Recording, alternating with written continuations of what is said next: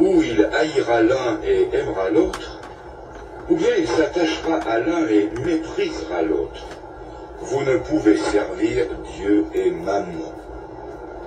Et puis, dans le chapitre 7, je vous lis les versets 13 et 14, « Entrez par la porte étroite, car large est la porte, spacieuse est le chemin qui mène à la perdition, et il y en a beaucoup qui entrent par là. Mais étroite est la porte, resserrez le chemin qui mène à la vie, et il y en a peu qui les trouvent. » Ces deux textes nous suggèrent un titre. Dans la vie, il faut savoir choisir. Et c'est vrai dans la vie spirituelle, doublement vrai. C'est vrai que dans la vie, on est toujours confronté avec de multiples choix. Moi, je choisis au moins 365 fois par an. Tous les jours au matin, je fais un choix. Me lever ou rester couché. Et du choix que je fais dépend tout le restant de la journée. Si vous êtes malade, là aussi, il vous faudra faire le choix d'un médecin. Et vous ferez bien de bien choisir, car de sa compétence, après Dieu, dépendra votre guérison. Dans la vie, on aime aussi avoir des amis. On ne passe pas sa vie sans amis. Et il faut bien choisir ses amis, et ce n'est pas chose facile. Boileau disait déjà autrefois, les amis de leurs 13 ans ont la nature du melon. Il faut en essayer 50 avant d'en rencontrer un bon. Au jour du mariage, on fait aussi un choix. On dit oui ou on dit non. Et du choix que l'on fait dépend sur cette terre tout le restant de sa vie. Au jour fiévreux des élections, là aussi il faut faire un choix. Et vous avez le choix. On vote au centre gauche, au centre droite, à gauche, à droite, à l'extrême gauche, enfin partout, il y a un choix à faire. Et l'on fait bien de bien choisir, car du choix que font les citoyens va dépendre la conduite du pays pendant la législation qui suit. La vie, elle est ainsi faite de choix que l'on fait sur le champ, ou bien après mûre réflexion. Des choix qui marquent souvent un tournant décisif dans notre vie. Quel bonheur de pouvoir choisir. Car, qu'on le veuille ou non, il est des domaines de la vie où il n'est plus possible de choisir. Fini. Nous n'avons plus le choix. Notre vieux monde, nos politiciens en particulier, croient qu'ils ont encore le choix entre la paix et la guerre. Et ils font des efforts inouïs pour maintenir la paix et ne pas avoir la guerre. Quelle illusion! Notre monde n'a plus le choix. Il ne peut plus choisir la paix. Notre monde est condamné à la guerre. Parce qu'il y a bientôt 20 siècles, Dieu a envoyé dans ce monde le prince de la paix. Et les hommes l'ont pris, ils l'ont jugé, et ils ont crié, nous ne voulons pas que celui-ci règne sur nous. Oh, crucifix! Ils ont pris le prince de la paix. Ils l'ont conduit hors des murs de leur ville, et là, au milieu de deux brigands, ils l'ont crucifié. Ils lui ont préféré un brigand, relâche-nous celui-ci, Barbas, et crucifie le Seigneur. L'homme a mis la paix sur la croix. Il lui reste la guerre. C'est la raison pour laquelle un grand pays européen, dans son histoire, a signé 800 traités de paix. Ça veut dire 800 déclarations de guerre. Il est faux de dire que ce sont les Juifs ou les Romains qui ont fait mourir le Seigneur. Car depuis 2000 ans que le même message court le monde, la même fin de non-recevoir lui est opposée à peu près partout. Mais quelque important que soient les choix que nous faisons dans cette vie, le plus important, c'est indiscutablement celui que nous faisons lorsque, un jour dans notre vie, et ça peut être ce soir pour quelqu'un, notre chemin croise le chemin du Fils de Dieu. Et le choix que nous sommes appelés à faire devant lui, car il nous invite à choisir, est un choix tellement important. Il détermine non seulement notre avenir sur cette terre, mais il détermine aussi notre avenir éternel. Et le Seigneur, parce qu'il est l'absolu et qu'il est Dieu, il demande un choix sans compromis. C'est la conversion ou la non-conversion, l'un des deux. C'est le oui ou c'est le non. Et il ne peut pas y avoir devant Jésus-Christ de position intermédiaire. Il n'y a pas de troisième solution. Il y a oui ou non. D'ailleurs, c'est ce que le Seigneur dit, nul ne peut servir de maître sans aimer l'un et trahir l'autre. Trahir le premier et aimer le second. Il n'y a pas de neutralité devant l'Évangile. On ne peut pas, comme on dit, s'asseoir entre deux chaises sans risquer de se retrouver par terre. Non, on ne peut pas ménager la chèvre et le chou. On ne peut pas nager entre deux eaux. Ça doit être un choix clair. Et c'est là ce qui indispose les hommes. La nécessité de se convertir ou de périr, l'un des deux. Les hommes aimeraient tellement, n'est-ce pas? Nous aimons tous. Nous aimerions trouver une troisième position. Où l'on ne serait pas tout à fait obligé de dire oui Seigneur, ou de lui dire non. Voyez-vous, la Bible nous rapporte des récits de gens qui dans leur vie n'ont pas su choisir d'être pour ou contre. Et la Bible nous rapporte entre autres l'histoire d'un célèbre magistrat romain appelé Ponce Pilate. Un magistrat averti, qui reçut un jour un prisonnier et on lui demande de le condamner à mort. Sa qualité, son expérience, sa finesse de magistrat lui a fait percevoir qu'on lui demandait un jugement injuste. Il savait que le Seigneur était innocent et en tant que magistrat, il devait le libérer. Mais voyez-vous, Ponce Pilate aimait les honneurs. Ponce Pilate a essayé de sauver le Seigneur une première fois. Il a pris sa défense, puis il a pris sa défense une deuxième fois, il a pris sa défense une troisième fois. Il a dit devant tous, mais je ne trouve aucun crime dans cet homme. Et voyant qu'il n'aboutissait à rien, que la foule voulait la tête du condamné, du prisonnier. Voyant cela, Ponce Pilate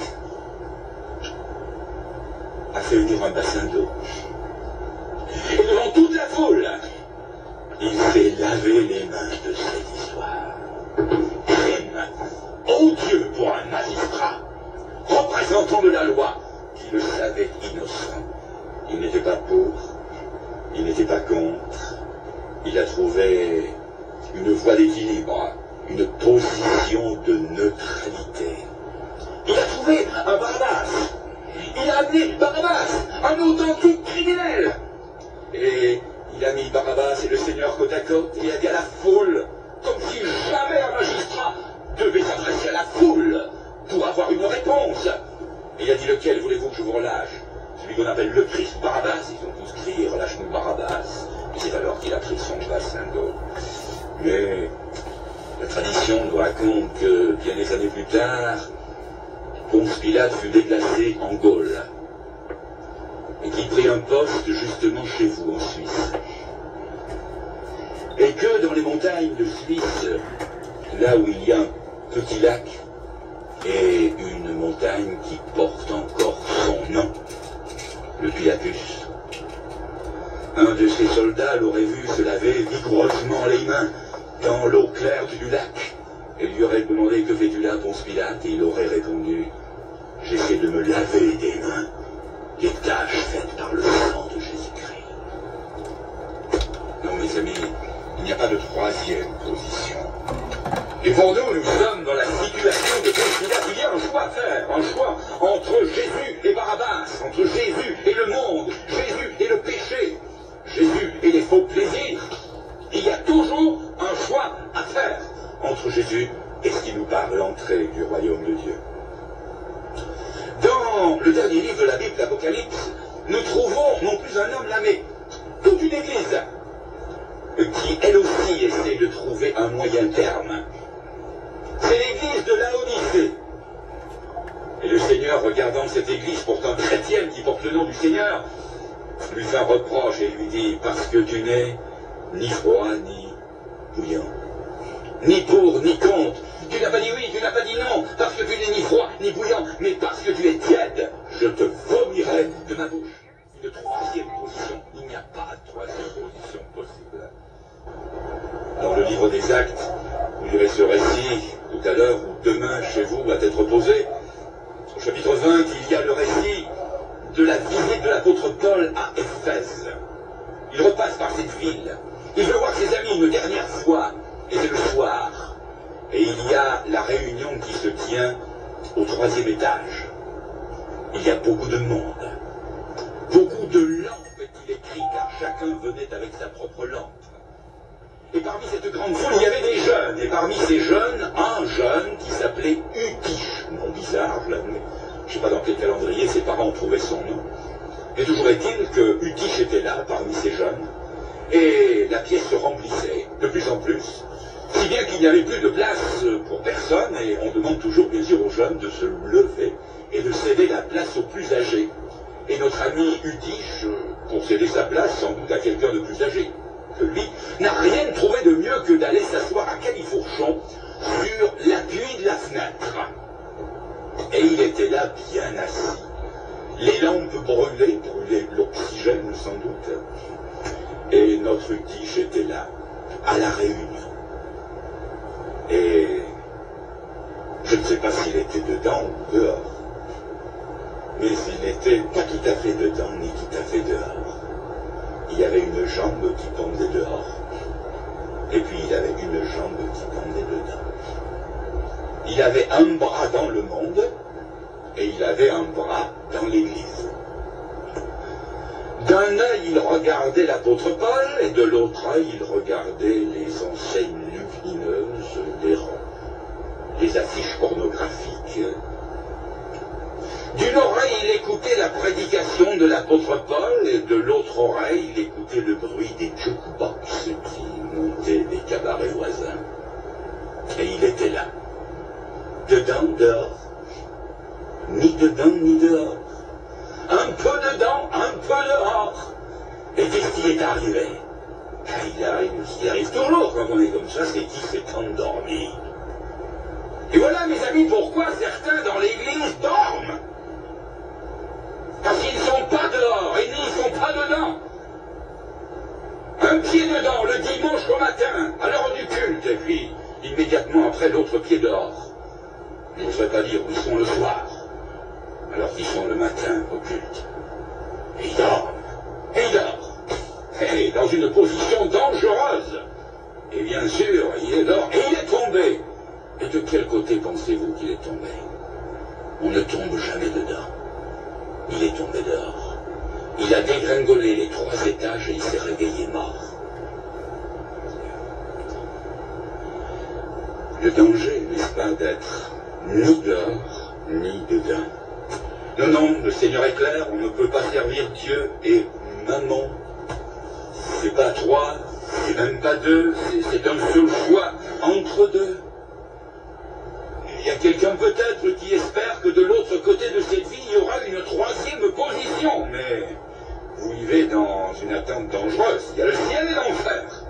Il n'y a rien d'autre, pas de moyen terme. Ponce Pilate avait son moyen terme, son bassin d'eau. Il y a laissé son âme. Laodicée avait son moyen terme, sa tiédeur. Elle y a laissé son témoignage. Eutyche avait aussi son moyen terme, son appui de fenêtre. Il y a le laisser de sa vie.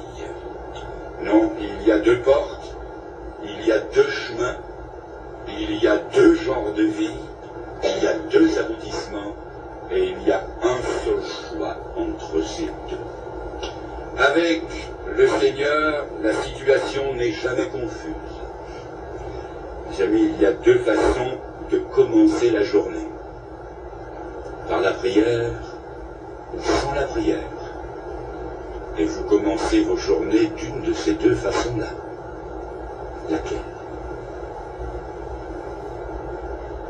Il y a deux façons de passer le dimanche. Oisivement, mondainement, ou avec dévotion. Vous passez vos dimanches d'une de ces deux façons-là. Laquelle? Il y a deux classes de gens dans ce monde. Il y a les sauvés et les perdus. Vous appartenez à l'une de ces deux classes. Laquelle?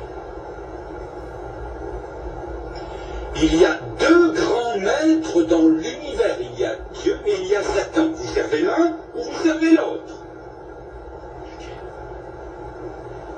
Il y a deux routes qui conduisent à l'éternité. Il y a le chemin large, il y a le chemin étroit. Vous marchez sur l'un de ces deux chemins. Il y a deux morts dont les hommes meurent. La Bible dit que les uns meurent dans le Seigneur et les autres meurent dans leur péché. Vous allez mourir d'une de ces deux morts. Laquelle? Laquelle? Il y a deux destinées qui attendent les hommes. Le ciel ou l'enfer. Et vous allez passer votre éternité dans l'un ou l'autre de ces deux lieux. Et je vous pose la question, lequel? Vous êtes ce soir devant le grand choix de votre vie. Devant la porte large où il y a des multitudes qui s'y engouffrent. Ou devant la porte étroite où quelques-uns seulement osent se singulariser. Alors gardez-vous, mes amis, que votre choix ne soit celui de la multitude. Et n'invoquez surtout pas comme prétexte, oh, vous savez, avant moi, mon grand-père, mon père, ma mère, tout le monde, toujours fait comme ça, alors moi je fais comme eux. Je me range du côté de la majorité. Vous savez que, même en démocratie, la majorité n'a pas toujours raison. En voulez-vous une preuve? Lorsque Ponce Pilate a présenté le Seigneur et Barabbas, il a fait appel à la majorité. Et il a dit, lequel voulez-vous que je vous relâche? Ils ont tous crié, relâche-nous Barabbas. Majorité absolue. Non, la majorité n'a pas toujours raison. Lorsque le savant italien Galilée a, en même temps que Copernic, découvert que, contrairement à ce que l'on pensait, ce n'était pas le Soleil qui tournait autour de la Terre, mais que c'était la Terre qui tournait sur elle-même, il a fait part de sa découverte. On a crié à l'hérésie, et Galilée fut traîné devant un tribunal d'inquisition, et pour garder sa tête sur ses épaules, il a dû abjurer ce qu'il avait découvert. Et bien sûr, il a abjuré, en disant que c'était faux. Et en sortant du tribunal, il se serait dit, il l'aurait dit, doucement, et pourtant il tourne. Galilée avait raison. Le monde entier, le pape en tête, avait tort. La majorité n'a pas toujours raison. Lorsque Alexandre Bell construisit son premier téléphone, il ne reçut que des paroles de découragement. Son invention ne servirait jamais à rien. Alexandre Bell avait raison. Tout le monde avait tort. La majorité n'avait pas raison. Lorsque Westinghouse, pour parler anglais, se proposa d'arrêter des convois entiers avec l'air que l'on respire, il fut traité de fou et d'halluciné. Mais aujourd'hui, son invention est universellement appliquée. Westinghouse avait raison. Et tout le monde avait tort. Lorsque l'Américain Robert Fulton se proposa d'appliquer la vapeur à la navigation maritime, Il fit la traversée de l'Atlantique et il vint trouver l'empereur Napoléon au camp de Boulgogne qui attendait des vents favorables pour envahir l'Angleterre. Il venait lui apporter la réponse. Et Napoléon a dit qu'à affaire avec les inventeurs. Robert Fulton avait raison. Napoléon avait tort. Le monde entier avait tort. Alors, êtes-vous encore tellement assuré que cette foule, vos amis, vos compagnons de travail, de bureau, d'école, qui choisissent le chemin large et facile, croyez-vous que cette foule doive encore s'augmenter d'humilité, c'est-à-dire la vôtre? Je veux vous placer devant les conséquences de votre choix, car l'homme est libre de choisir. Et je voudrais vous faire voir la porte large, le chemin large, spacieux. Supposons que ce soir, j'espère que ce n'est qu'une supposition, supposons que ce soir, certains d'entre nous disent, eh bien moi je choisis quand même la porte large, soit. Choisissez de passer par là, c'est plus facile, et par cette porte vous pourrez passer la tête haute, car elle est large, elle est spacieuse, elle est haute.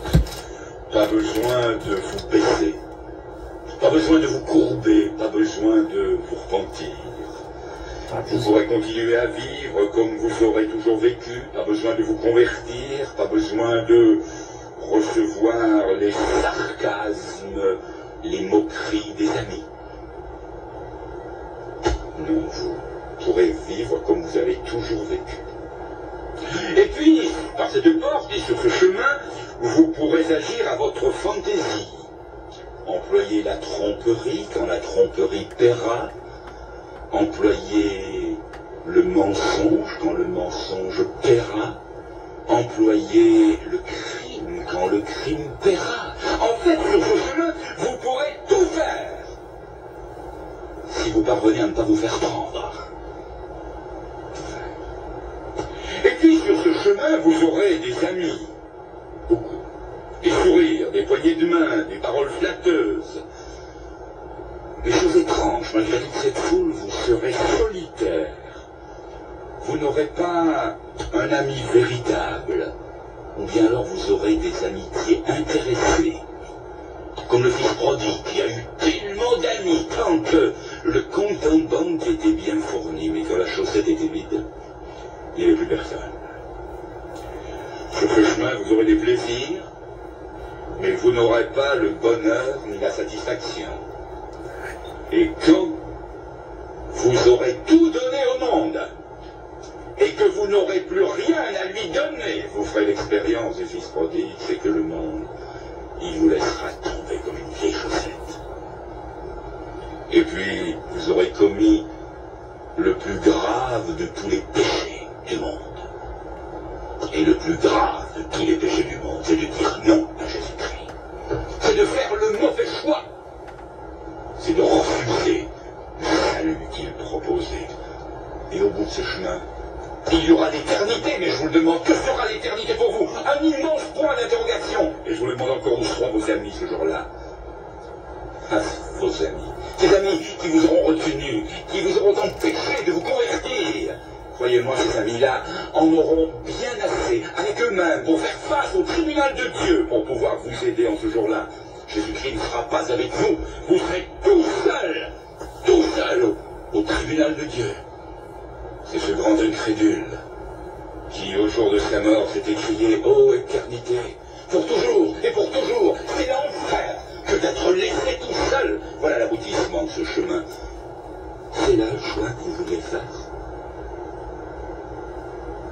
Vous dites non, bien sûr. Surtout pas ça. Alors vous dites que je prends l'autre. Mais n'allons pas trop vite. Je vous ai parlé de la porte large. Laissez-moi maintenant vous parler de la porte étroite pour que vous sachiez quel choix vous allez faire ce soir, à quoi vous allez vous engager. La porte, c'est écrit, elle est étroite. Elle est basse aussi. C'est la porte des courbés, la porte des brisés. c'est la porte du brisement. Et la porte du ciel commence par le brisement. Elle est trop basse pour les orgueilleux qui tapent le front. Vous savez, ces braves gens qui n'ont jamais fait de mal à une mouche, à qui on donnerait le bon Dieu sans confession. Des gens bien. Elle est trop basse, ils sont trop grands.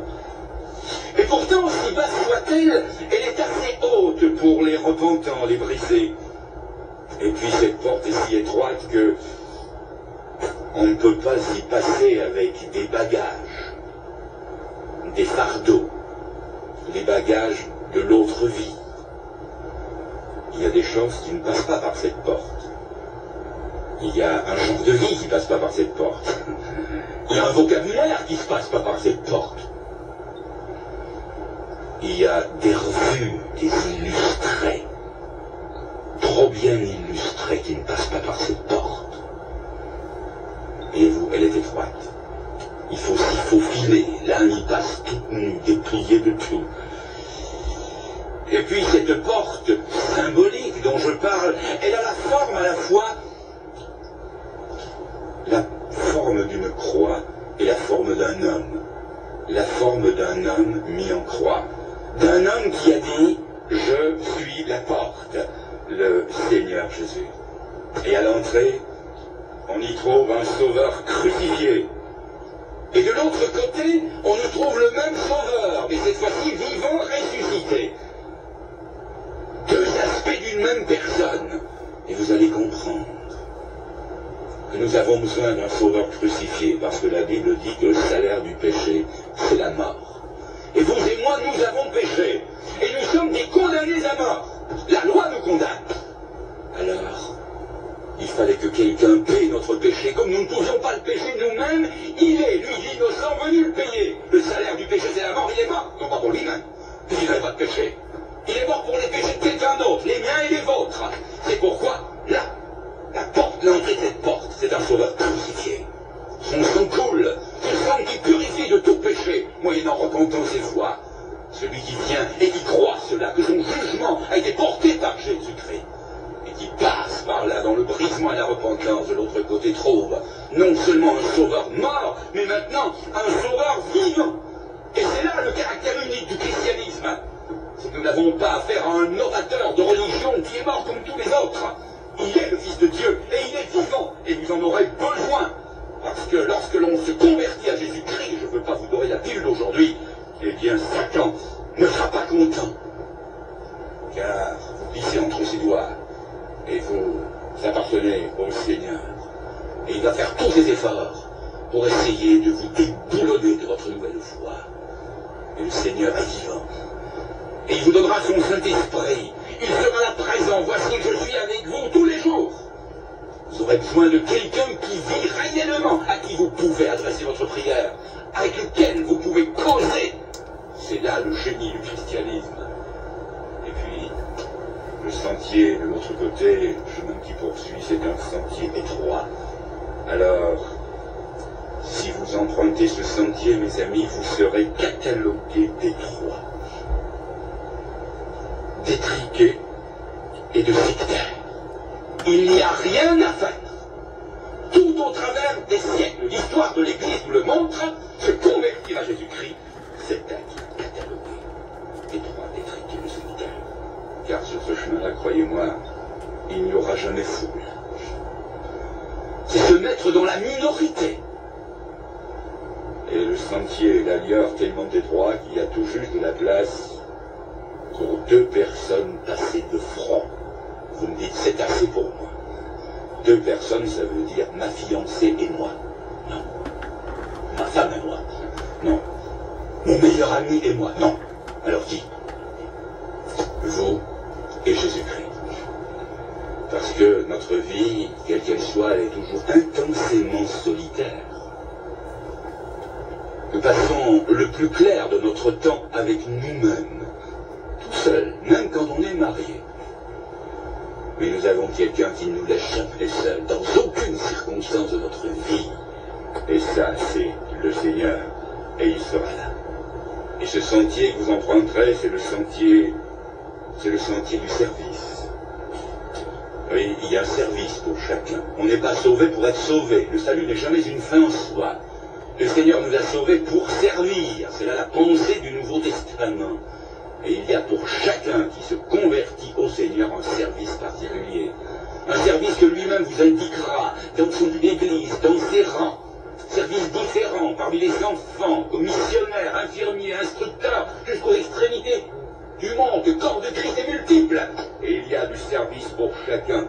Et l'un des premiers services de celui qui se convertit, c'est de rendre témoignage à Jésus-Christ. Avant ma conversion, j'étais un jeune homme timide. Je le suis encore, bien que je ne le paraisse pas. Lorsque, dans une conversation privée ou en petit public, on me demandait mon avis, une réponse, je bafouillais, je cafouillais, je rougissais comme une jeune fille. Je m'excuse, les jeunes filles ne rougissent plus aujourd'hui, c'est vrai.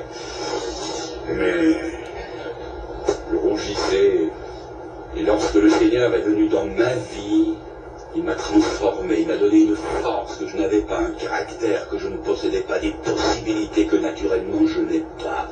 Et aujourd'hui, je peux me trouver devant 100 personnes, parfois 1000, 1500 ou 2000, et faire face. C'est du Seigneur que viennent ces choses. Et il vous donnera le pouvoir de rendre témoignage autour de vous et de dire à qui vous appartenez, pourquoi vous lui appartenez, et quels sont les changements qui ont été opérés dans votre vie. Et puis ce petit chemin aussi, il a un aboutissement. Il aboutit devant les portiques éternels. C'est la gloire du ciel. Ces portiques qui tournent sur leurs gonds. Ces fanfares du ciel qui jouent les hymnes glorieux. L'appel des noms. La liste des grands noms de la Bible. Adam, qui répond présent. Puis Noé, présent. Abel, présent. Abraham, présent. Jacob, présent. Isaac, présent. Et puis Daniel, présent. David, présent. Puis plus près de nous, Pierre, présent. Paul, présent. Jean, présent. Puis tous ces noms, toujours présents, de ceux qui n'ont rien fait d'extraordinaire dans leur vie, mais qui un jour se sont repentis de leurs péchés. Et croyant à la vertu expiatoire du sang de l'Alliance, du sang de Jésus-Christ, sont entrés dans la vie éternelle, toujours répondant présent, présent. Et dans cette longue liste, il y a un nom qui sera dit, Fernand le Grand, présent. Car il sera présent. Non pas parce qu'il s'appelle Fernand le Grand, mais parce qu'il est évangéliste. Cela ne sauve pas. Parce qu'il a prêché l'évangile à des milliers d'hommes et de femmes. Non, ce n'est pas cela. Et il sera présent parce qu'un jour de juin 1947, au pied de son lit, dans les larmes et dans la repentance, il a dit non au monde et il a dit oui à Jésus-Christ. Présent parce qu'il est sauvé, sauvé par Jésus-Christ. Alors mes amis, vous allez choisir ce soir. Vous allez faire votre choix s'il n'est pas fait. Et vous avez le chemin large et le chemin étroit, spacieux et resserré. Vous êtes devant le bonheur et le malheur éternel. Et vous devez faire votre choix. Moïse, autrefois, ce grand serviteur de Dieu, a dit au peuple, voici, je place devant vous la vie et la mort, la bénédiction et la malédiction. Choisissez la vie. Et Josué, son successeur, n'a pas dit autre chose. Devant le peuple, il a dit, choisissez aujourd'hui qui vous voulez servir. Quant à moi et ma maison, nous servirons l'Éternel. Alors, mes amis, choisissez aujourd'hui. Choisissez aujourd'hui qui vous voulez servir. Vous, mes amis, appartenir à mon Église ne vous sauve pas. Être ici présent ce soir ne vous sauve pas. Il y a un choix à faire, et ce choix se fait dans son cœur et devant la croix de Jésus-Christ. Il y a la porte large et la porte étroite. Et il y a un choix à faire entre ces deux. Quelque âge que vous ayez atteint, jeune ou moins jeune, il y a un choix à faire. Si le choix n'a pas encore été fait, faites-le ce soir. Je terminerai en racontant cette aventure. C'est passé il y a exactement 1 an.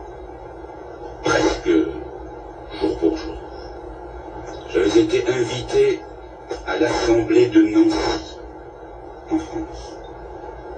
Invité par un jeune homme, un homme jeune, responsable dans l'Église.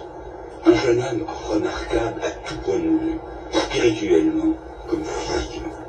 Presque un jeune premier, avec un dynamisme, un élan, ayant épousé une charmante jeune fille, de beaux enfants, converti du catholicisme, ayant trouvé l'évangile, baptisé dans l'Assemblée, responsable dans l'Assemblée, prenant toute sa part d'engagement.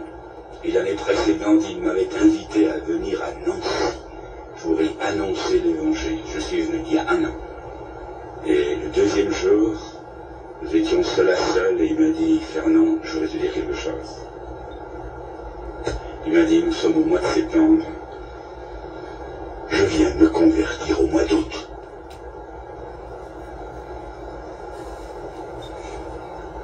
Et il m'a dit, en résumé, j'ai reconnu la justesse de l'enseignement de l'Assemblée.